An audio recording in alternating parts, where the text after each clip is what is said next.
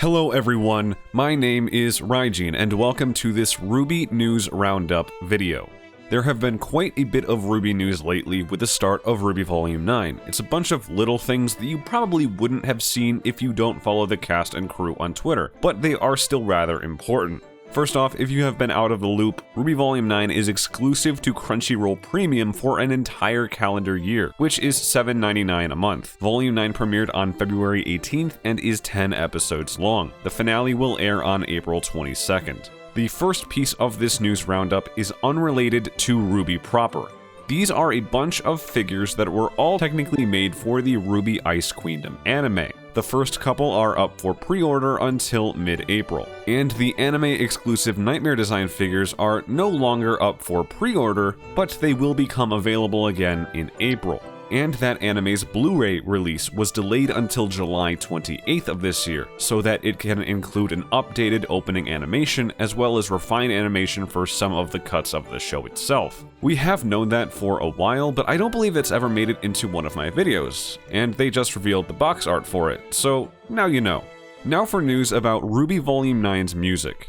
Casey Lee Williams and Martin Gonzalez held an Instagram livestream Q&A, in which they shared a ton of information about the intro song for Volume 9 called Inside, as well as the truth about why the Truth song from Volume 8 never got a full version. I have archived the livestream and will upload it to my channel in some form very soon, so I don't want to talk too much about the livestream here. But here is Casey saying why the song The Truth never got a full version. I never really publicly spoke about that because I didn't really necessarily feel like it was my right, because I didn't write the song or what is there of the song, and I didn't really know necessarily how much my dad wanted to talk about it necessarily.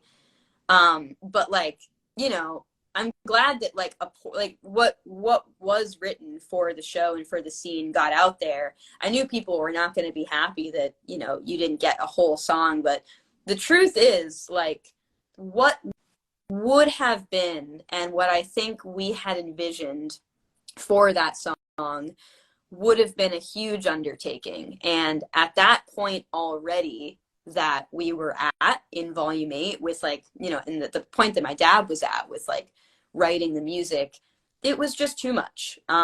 It was too much, and he was already doing his best with writing the rest of the soundtrack, and to be honest, as much as it disappointed people, no regrets, because it would have been much more stressful. And I think you can also, at least I can kind of clearly tell what would have happened with the song. When I hear it, it wanted to be a very Stephen Sondheim, Sweeney Todd kind of dark, very musical-esque tune. And to be honest, as much as it maybe would have given you some insight into certain characters or whatever, it would have mostly been a very fun song. Casey and Martine also teased the Volume 9 end credits song a little bit. You will be getting an end credits song. At the end of the season, at the last episode of the season, right? Or I assume so. Yeah. And I can't speak, I don't want to speak too soon about anything, but we have that song written, and it's not entirely fine, but it needs a little bit of work, but it's both of our favorite yeah. If there would be a vibe to describe it, it is ambient indie rock epic. It is a song that we put a lot of feels and a lot of passion into. So we're really excited for you guys to hear that one. If you didn't know, Jeff Williams is retiring from music, so Casey and Martine are taking RWBY's music over from him. I have already made a video covering that if you want to learn more about how that worked. But something else slipped through the cracks as well. Alex Abraham is no longer composing music for RWBY's score. To that effect, Alex said, "Today I got to watch my first episode of RWBY as an audience member only. Majorly proud of Casey Lee Williams, Martin Gonzalez, Matthew Wong, Peter Jones, and Martin DeLima. Those are the ones continuing on RWBY's music. all of whom have contributed to the soundtrack and score in the past. Alex Abraham has contributed more to RWBY's score than anyone else, including Jeff Williams, so this is a pretty big deal. I have noticed as well that Volume 9's score is already proving to be comparatively light without Alex if you pay attention. Volume 9 has had more ambient noise so far and less score. And I'm not sure if Alex's departure is why that is, but the rest of the composers are still putting in good work.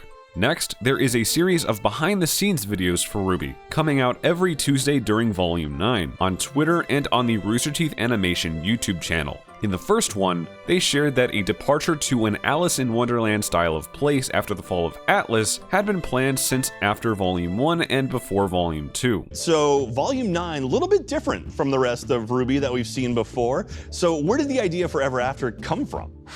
That's okay.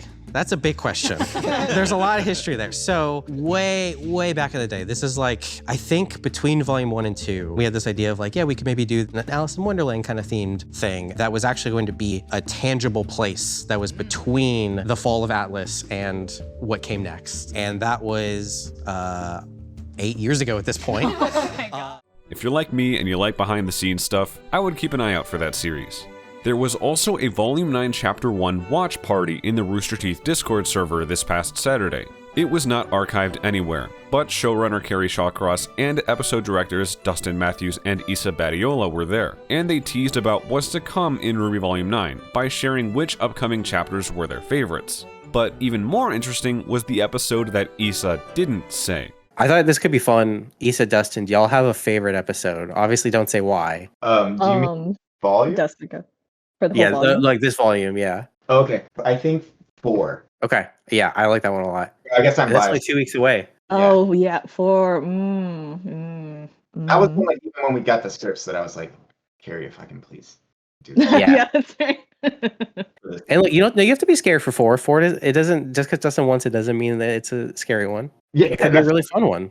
I'm trying to think of what my favorite would be, because there is like episodes where I emotionally react very largely, but I'm like, but is that my favorite, or it's just the ones I remember the most? Yeah. I would say, I think I know what you're talking about, and don't say that episode. Yeah, so it's gonna be around the midpoint, but I actually, Dustin did 7, and 7 might actually be one of my like top favorite ones. Very good. That's a good one. Every RWBY volume has an informal theme. For instance, Volume 7's was Trust. Here are the words the crew gave for Volume 9. I would say, I don't know if this is purely the theme of it, but I think trauma, we definitely refer to this volume as therapy. I think that one theme that we explore a lot in this volume that I think was really important to a lot of us is imposter syndrome. I think that's probably already becoming very clear and will become more clear. Emotional growth is probably a better way to say it. And lastly, they confirmed that the Fairy Tales of Remnant 2D animated series would be on the Volume 9 Blu-ray. Will the RWBY Fairy Tale series make it onto the Volume 9 Blu-ray? I don't know. That sounds like a pretty good idea. That sounds like a good place for them to be. It sounds like a great idea. No comment. I have also made videos recently about the limited physical release of the RWBY Arrowfell video game by Way Forward, and the trailer for the Justice League RWBY crossover movie Part 1. Check those out if you're interested. If you're out of the loop, you have until March 12th to get RWBY Arrowfell physically for the Switch, PlayStation, and Xbox. Links in the description. And that will do it for this news roundup. Nothing in here is important enough for a standalone video, but all of it is worth mentioning in my opinion. As always, all of my sources are linked in the description below. Like and subscribe to stay up to date on further RWBY news. I'll see you next time. I'm RWBY Rising. Have a good one.